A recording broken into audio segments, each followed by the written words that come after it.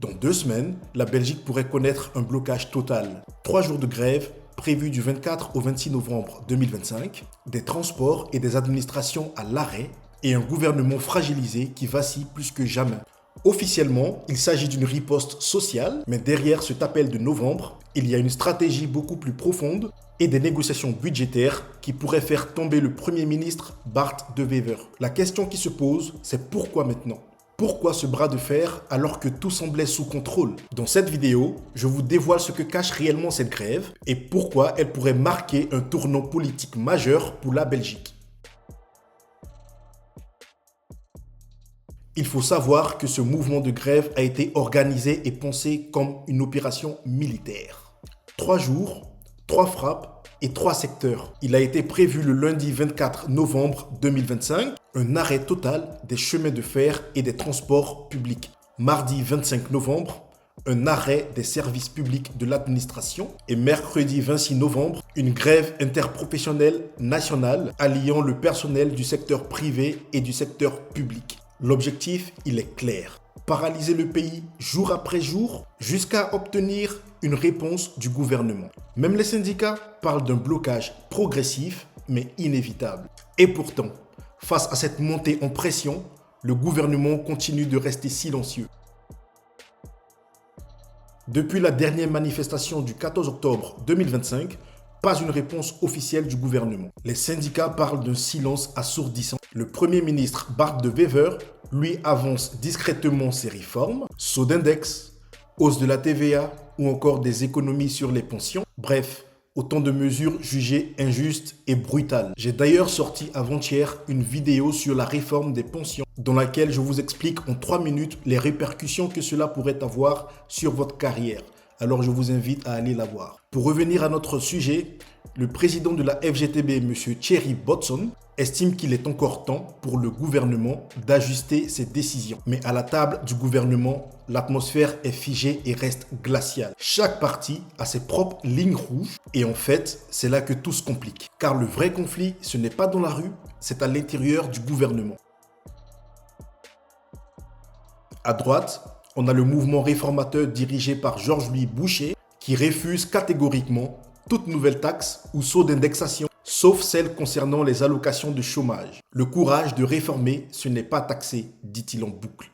Au niveau de la gauche flamande, on a le groupe Vooruit dirigé par Conor Rousseau qui exige non seulement que les épaules les plus larges contribuent davantage, tout en rejetant également toute hausse de la TVA. Résultat, l'impasse totale. La coalition Arizona est bloquée. Chaque ministre défend son totem politique. De Wever tente de trancher, mais comme tu t'en doutes, chaque décision lui fait perdre un allié potentiel. Et plus le temps passe, plus la pression monte et pendant ce temps, les syndicats et certains partis de la gauche ne cessent d'affiner leurs revendications et ne cessent de frapper là où ça fait le plus mal.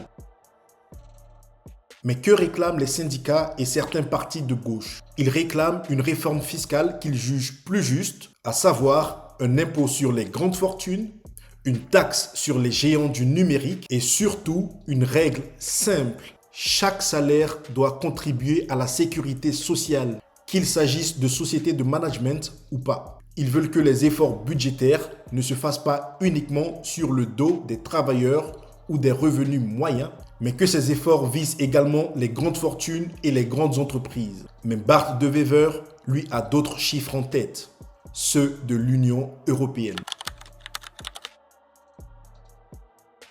La Belgique doit économiser entre 8 et 9 milliards d'euros pour respecter les critères européens.